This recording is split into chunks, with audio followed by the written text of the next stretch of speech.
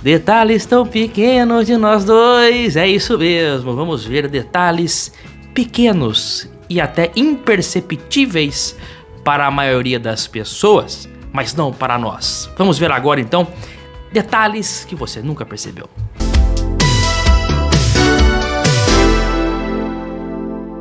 Olá amigos do canal PL, para mim é um prazer que você esteja aqui.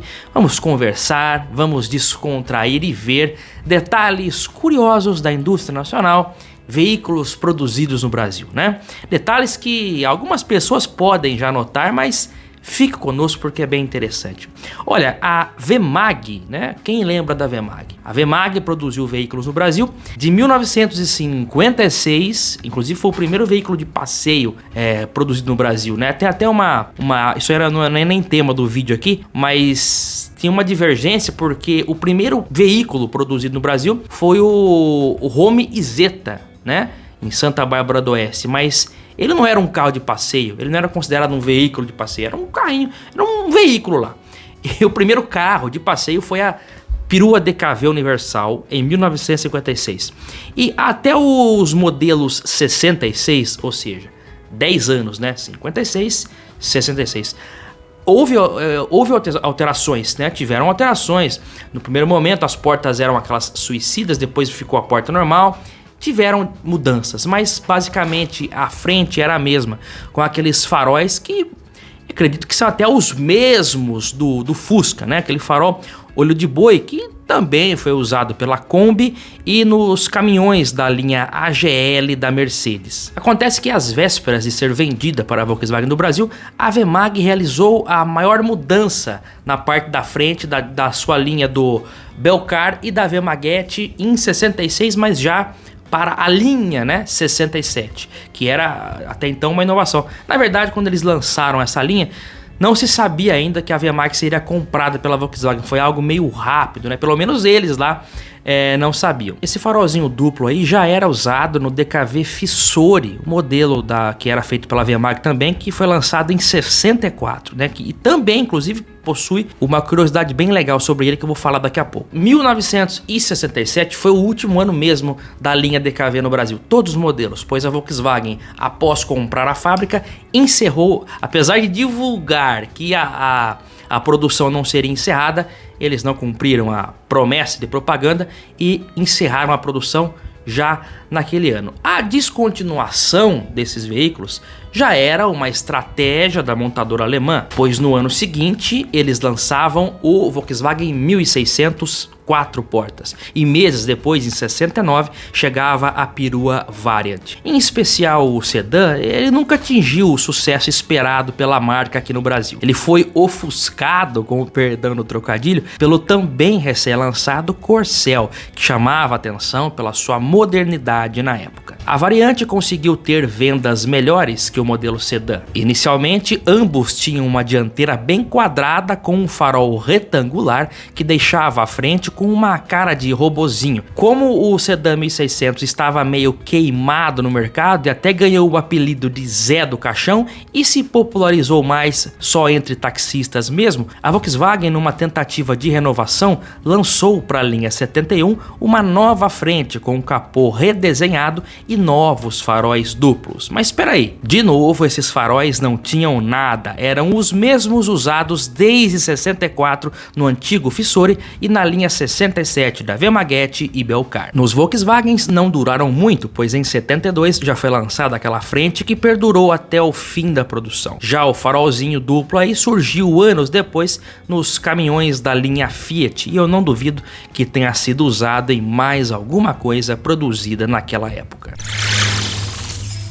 Agora sim, vamos falar do DKV Fissori, esse carro até diria esquecido, feito pela WEMAG aqui no Brasil, né? A outra curiosidade que eu disse sobre ele é o painel desse carro. Vejam esse cockpit, não parece familiar? Pois é, ele serviu de base para a criação do painel da Brasília. Claro que não era o mesmo painel, alguns já até falaram que era a mesma coisa, mas visivelmente não era, mas o formato do tabelier é praticamente o mesmo e foi recebido como novidade no lançamento da Brasília em 1973. Olha, desde o lançamento do Gol em 1980, a família BX, né, Voyage, Paraty, Saveiro, a primeira reestruturação mais profunda aconteceu em 1987, mas as mudanças foram mais profundas por fora, o interior continuava o mesmo. Naquele tempo era comum as montadoras soltarem as modificações aos poucos, mercado fechado era outra realidade. Mas o fato é que a linha 87 possui algumas características que são pouco notadas e até pouco vistas, né? Uma delas é o friso cromado que acompanhava a grade dianteira do Gol, CL, GL, Paraty. Esse friso saiu por pouco tempo, eu particularmente nunca vi um carro original com esse friso aí. E detalhe que 87 foi o primeiro ano que o Gol perdeu os frisos cromados do vidro, né? Até 1986, o modelo SLS e saía com um friso contornando o vidro. Os únicos modelos que não saíam com isso era o BX, que era o mais barato, e o GT, que era o esportivo. Para 87, então, todas as versões perdem o friso. Voyage, Paraty também acompanham essa modificação. E eles ganham um friso na grade, mas que não... Na verdade era meio que pintado ali aquela moldura. Uma coisa que durou poucos meses e não foi pra frente. Um outro detalhe que pouca gente percebe. É comum, né? Até eu tinha esse pensamento de pensar, né? E até anúncios você vê colocado errado, agora eu notei, que a lanterna da Paraty é a mesma de 82 no lançamento até 95. É um erro dizer isso aí, porque teve uma mudança. Eu até tô com uma lanterna aqui da Paraty, é uma lanterna fumê, mas o formato é o mesmo. Então, muitos pensam que essa lanterna aqui é a lanterna que saiu na Paraty quadrada de modo geral. E não, de 1982, quando foi lançada, até 87, particularmente é uma coisa só que muda, né?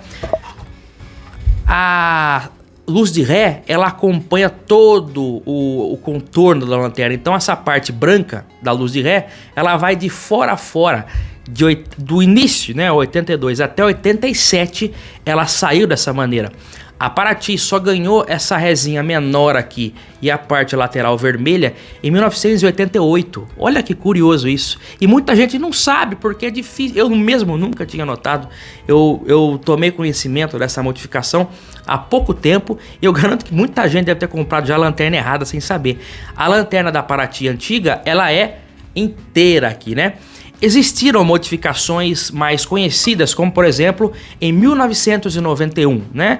E não tô falando da frente chinesinha, essa todo mundo sabe, mas na parte de trás também teve mudança. O Voyage ganhou uma nova lanterna, o Gol ganhou uma nova tampa, é a mesma tampa, né?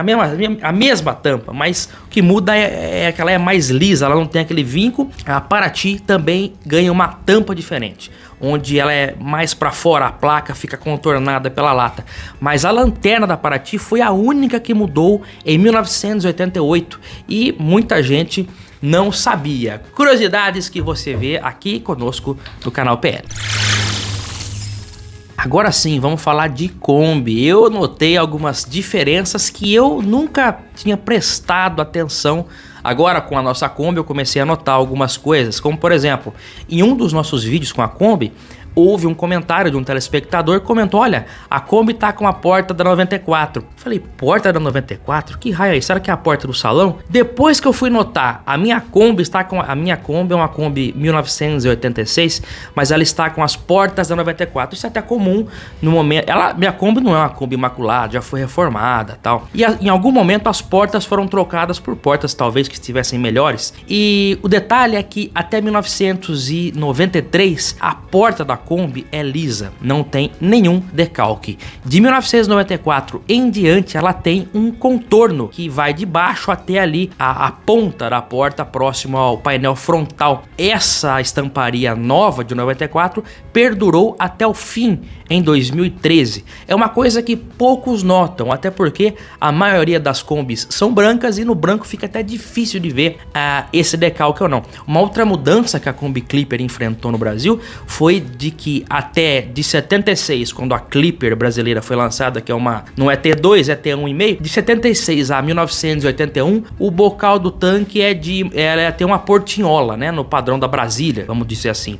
E aí, de 1982 em diante, ela passa a ter uma bolinha igual ao do Gol. É uma mudança na estamparia, é uma mudança na chapa da carroceria também que aconteceu. Então a Kombi, apesar de ter mudado pouco ao longo dos anos, existiram mudanças que poucas pessoas percebem.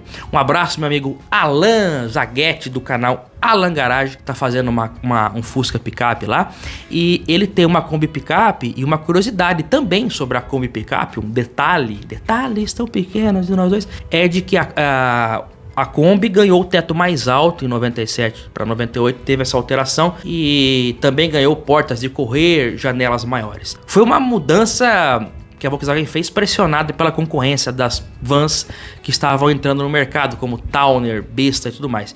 Mas a versão picape foi até o ano 2000, né? A versão picape ficou em produção até o ano 2000 com o teto baixo. Nunca, porque a cabine é pequena, nunca houve Kombi picape com o teto alto, somente com o teto baixo até o ano 2000. A próxima curiosidade é bem legal também, só vamos fazer a virada. Olha só, agora... que bom, viu? Fico muito contente de você estar aqui. Se você não for inscrito, tá perdendo tempo. Você não vai gastar nada. Você ganha, você não perde. Você ganha, né? Se inscrevendo no nosso canal. Vamos falar sobre a Ford Belina, que começou a sua trajetória como veículo no Brasil em 1970 e terminou como a perua do Del Rey. É nessa transição, né, de Corcel para Del Rey que as coisas são um pouco confusas. Eu vou explicar para você. Em 1977, já como modelo 78, a Ford lança o Corcel 2 e a Belina acompanha, Belina 2. Em 1981, a Ford lança o Del Rey, modelo luxuoso, sedã de luxo, que trouxe inovações para o mercado, como vidros elétricos, aquele reloginho de teto digital, né, com cronômetro e hora. E em 1983 é lançada a perua do Ford Del Rey, que era chamada de Del Rey Scala. Essa Scala e a Belina 2 eram muito parecidas, mas não eram as mesmas. Basicamente, os carros são iguais. As únicas diferenças estavam na frente, faróis, grade, lanternas traseiras e interior. A Scala era mais luxuosa e, obviamente, bem mais cara. Tinha mais acessórios. Já a Belina era mais espartana e contava até com aquela despojada versão 4x4. De 1983 a 1986, Scala e Belina conviveram juntas e hoje é muito comum que uma Scala seja confundida com uma Belina, porque em 1986 o Corcel 2, que na verdade em 85 teve uma reestilização frontal e o nome Corcel 2 foi eliminado, passou a ser só Corcel novamente. Mas isso durou um ano e pouco, porque em 86 o Corcel saiu de linha, deixou de ser produzido. A Belina não, a Belina continuou em produção e virou Belina Del Rey. Já o nome Scala foi descontinuado, ou seja, todas as versões da Belina e Scala foram unidas num só modelo, que era a Belina Del Rey, que durou até 1991 e foi substituída pela perua Royale, que era baseada na Quantum, só que enquanto a Quantum tinha somente 4 portas, inicialmente a Royale tinha apenas 2. Olha, vamos falar agora de Ford Verona. Eu já tive um Ford Verona, quem é telespectador mais antigo do canal vai lembrar. Tive um Verona dourado Mirage GLX 91 com interior marrom e teto solar. Que bacana, hein? Só que tinha aqueles problemas crônicos da linha Escort, né? Trinca na longarina e caixa de bateria podre. O nosso Verona, Ford Verona brasileiro, é uma criação brasileira mesmo. Apesar dele ter a frente do Ford Orion europeu, que é o sedã lá do Escort, só que lá com 4 portas, o Verona brasileiro teve uma traseira desenhada aqui, que particularmente é até mais bonita do que o Orion europeu, e só 2 portas, que naquele momento ainda era uma preferência no mercado nacional. Muitas pessoas dizem que o Verona e Escort são a mesma coisa da porta para frente, mas isso é um erro. O Verona é mesmo um sedã do Escort. Só que tem um detalhe que pouca gente percebe. Eu acho que você nunca percebeu isso. O Escort tinha calhas de chuva no teto. O Verona não tinha. Ele tinha as calhas de chuva, né, embutida, enquanto a calha de chuva do teto do Escort era naquele modelinho antigo, mais tradicional. O Verona era um carro moderno para a época e já tinha as colunas com a calha de chuva embutida, e você nunca deve ter percebido isso. Outra coisa, o Verona ele tinha um pouco mais de espaço para as pernas de quem ia atrás, porque ele tinha o entre-eixos ligeiramente maior. Eu não lembro agora quantos centímetros, alguns centímetros a mais. De certo modo, o Verona brasileiro é um carro bem legal, e tudo que eu falei do Verona também vale pro Apollo. Em dezembro de 2007, a Ford, eu tô falando muito de Ford hoje, né? Mas Ford é uma marca que está no nosso coração. Em dezembro de 2007, a Ford lançou a nova geração do Ford Ka. Ford Ka foi lançado no final dos anos 90, com uma promessa de ser o novo Fusca, o que acabou não acontecendo, mas é um modelo que já atrai fãs, inclusive aquela versão XR 1.6, uma versão muito bacana. Mas o foco aqui é a segunda geração. Minha mãe tem um, inclusive, 2009 1.6. É difícil ver o K 1.6 da segunda geração, né? A maioria é 1000. Um detalhe, apesar de ele parecer um modelo totalmente novo, a porta do Ford Ka 2008, o Ford Ka de segunda geração, é a mesma porta do Ka antigo. Se você ver de lado, você vai notar. E a impressão que dá, que eu pelo menos tenho, é que pegaram o Ford Ka antigo e foram moldando o novo Ford Ka ao redor da porta, né, com base na porta. Mudou tudo, mudou painel, mudou frente, traseira, a porta foi mantida a mesma, até gerou algumas críticas, porque a forração de porta do Ka é bem arredondada, né? Ela é toda sinuosa e combinava com o painel do Ka antigo. Com o painel do novo Ka, é mais quadradão, mais retilíneo, acaba não ornando tanto com aquela porta, aquelas bolas assim, né? Então isso foi falado porque era a mesma porta. Então se você precisar de uma porta de Ford Ka, você sabe que é intercambiável. Olha, algumas pessoas também me dizem, olha, como é que você colocou placa preta no seu carro? Fala, bom, agora no canal PL também faz isso. Nós temos o nosso contato do parceiro Renan, que vai atender você da melhor maneira possível. Basta entrar em contato com ele através do telefone que está aparecendo na tela. Carros 95 e até modelo 96 já pode.